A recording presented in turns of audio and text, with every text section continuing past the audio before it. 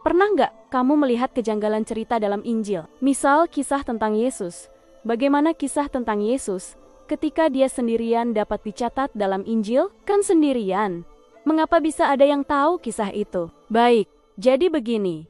Ada beberapa bagian dalam Injil yang mengutip perkataan Yesus saat dia sendirian. Misalnya, ketika Yesus berada di padang gurun selama 40 hari, atau berdoa di Taman Getsemani, dia berada sendirian tanpa saksi mata. Bagaimana mungkin ada yang tahu apa yang dia katakan atau lakukan? Narasi Injil tidak ditulis pada saat peristiwa itu terjadi, melainkan disusun kemudian.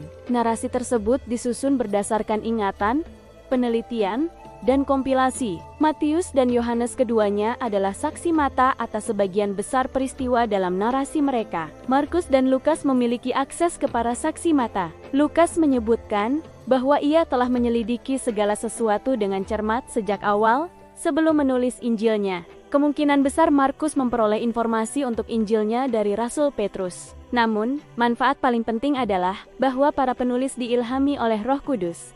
Yesus telah berjanji bahwa Roh Kudus akan mengingatkan mereka akan segala sesuatu yang telah Dia katakan.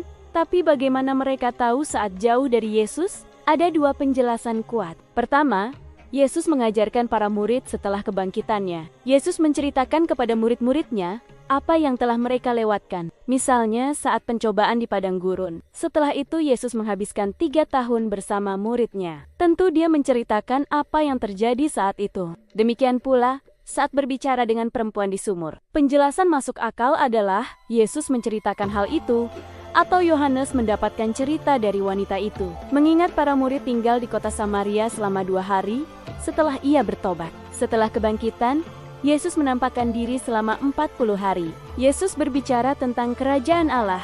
Dalam 40 hari itu, Yesus pasti memberitahu para muridnya tentang segala hal yang terjadi ketika mereka tidak ada. Kedua, bahwa Roh Kudus memberitahu mereka apa yang terjadi saat mereka menulis sejarah mereka. Kita percaya bahwa Injil-Injil itu diilhamkan Tuhan.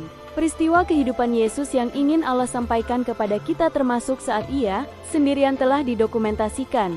Karena Allah ingin kita mengetahuinya, entah diungkapkan langsung oleh Yesus, saksi lain, atau melalui Roh Kudus. Semua detail itu ada agar kita memahami kebenaran firman Tuhan sepenuhnya.